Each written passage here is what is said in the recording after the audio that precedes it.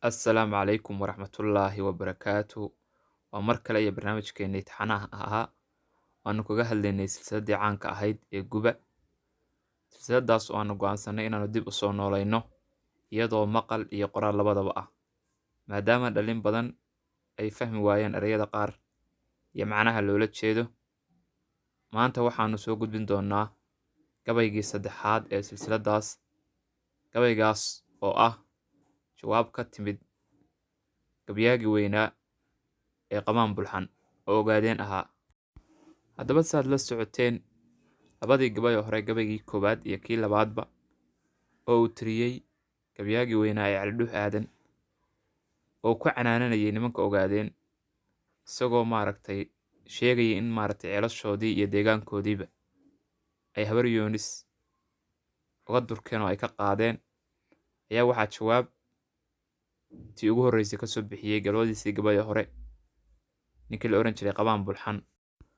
Haddaba Qamaan Bulxan oo Soomaalida inteeda badan ay ku neynaasaan gabyaagii qarniga, ayaa Cali Dhuux ku eedeynaya inuu dadka walaalaha ee isla deegaanka jooga oo isi soo dhoweeyey uu isku dirayo. Sidoo kale Qamaan Bulxan wuxuu sheegayaa inaan dhulkoodii laga qaadin ee iyagu ay nabadda doorteen oo ay dadka walaalaha soo dhoweeyeen una oggolaadeen inay ceelashooda ka cabbaan. Wuxuu kaloo ku eedeynayaa inuu asigu kaga daran yahay waxa la yidhaahdo nimanka habar yoonis, oo asaguba xoolahooda iyo markuu wax dagan arkaba inuu ka dhaco. Sidoo kale wuxuu Qamaan Bulxan Cali Dhuux u sheegayaa hadduu dagaal iyo inuu dad laayo rabo, inuu Caynaba iyo dhul harti oo malaha markaas ay dagaallo u dhexeeya habar yoonista iyo hartiga ka socdeen, inuu xaggaas dagaalka ka bilaabo oo dadka ka laayo. Haddaba gabaygii saddexaad oo ah jawaab ka timid Qamaan Bulxan kuna socota Cali Dhuux Aadan, ayaa Qamaan wuxuu yidhi: Caliyow, dabuubtaada gabay daa'inkaa wadee, dabaylaha xagaaga ee dhiciyo daafigaa sidee, noo dooji dooggiyo sidii dararta xoolaade, diirkiyo laftuu xulay hadduu hadal wax daaweyne, dadkana uma sinnee reer tolkay dacar ku nooleeye. Anna waan ku diirsaday ilaah darajo siiyow daaraan garbaha qoonkula damaqday dhuuxow dibirootiguu dhacay raggaa dabaqadayseene, waa gobol dilaacid iyo ciil diminta ruugaya, iyo gobol runduda oo fadhiya dagada weeyaane.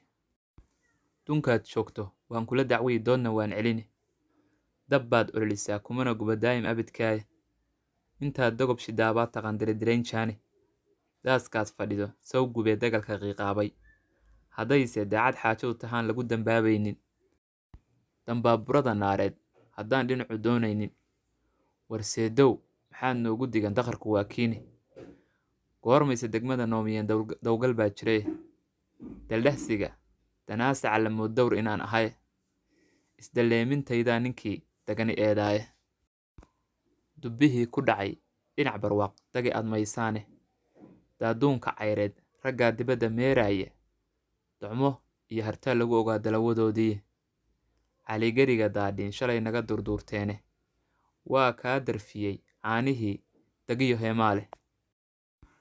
Anna waxaan dibiray waa dagaag diirar soo xulaye, nimay gacantu daabulu tiqin beri hadduu daayo, uu yaro danleensado intii ducasan loo yeelo, damban maayo waagay xubnuhu yaro dubaxshaane, inaad daysid beel dagan adigoon dani ku seetaynin, dabcigeedba yaa kugu yiqiin digasho mooyaane.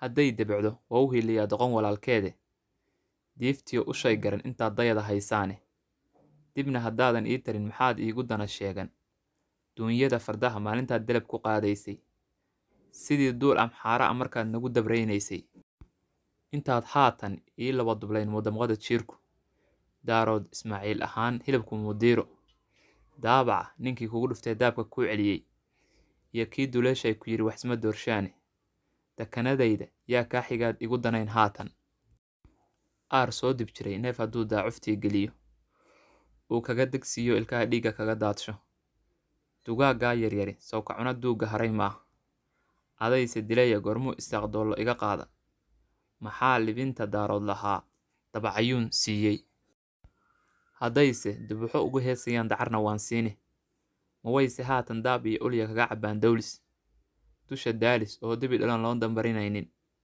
oo kii lahaa diiday bay side ka doontaaye. Kuwaan derisnay dooxeer haddaan samirka daaduunsho, waxa adiga duug kaaga noqon bayga degi waayey. Gabdhaha doonan dadabtaan dhisniyo xidid dariiqaynta. Kuwaan dihanay diracay dhaleen waa dureemada eh. Muslimka ha iga didin yaan ibliis dawyo kaa ridine.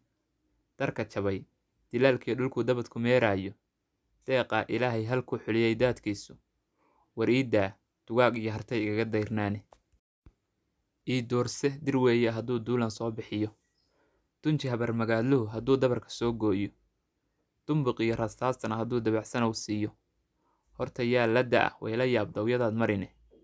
Ogaadeen kadaan dowla soo gudubi. Diinkaan akhriyey way imaandooy raggii jiree. Dunji maalintaa waxaad qabtaan waan u daahirine. Madda maniye daynkayga waan dabagelayaaye. Idinkuba darkii caynama daris ku taaliine. Dagaalama ragdoorkii lalaa duubcadii hagare. Ama nadaaya waan wada qabnaa daawashiyo ceebe. Aliyow dadaan ahay waqaa looma duur xule eh. Duq gaboobay iyo wiil yar baa loo dadaa hadaleh. Diirkaan ka garan xaajada dabaqa saarteene. Ma dumaalo naaguhu ninkay nolol ku dayrshaane. Dayib uma yidhaahdaan jarow hawli daashado eh. Nin walaalkii doorsaday ilaah darajo siin waaye. Dalkaad in adeerkaa dhigtaad weli degaysaaye. Baadida ninbaa kula daydayadaalna kaa badane. Aan doonahayn inaad heshana daayin abidkiisa. Dadkuna moodi duul wada dhashaan wax u dahsoonayne. Dallo ma laha aakhiro haddii loo kitaab doyo eh. Dilaal iyo malaal wuxuu waa carabta daynteede.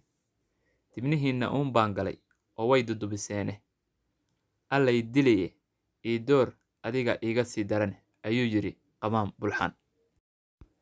Intaas waxaa noogu eg gabaygii saddexaad ee silsiladii caanka ahayd ee guba oo uu tiriyey Qamaam Bulxan, jawaabna u ahayd oo u jawaabayay labadii gabay oo kale oo ku horreysay oo uu tiriyey Cali Dhuux Aadan. Insha Allahu tacaala waxaanu soo gudbin doonaa oo ku xigi doona gabayga afraad ee silsiladaas oo maqal iyo qoraal labadaba ah.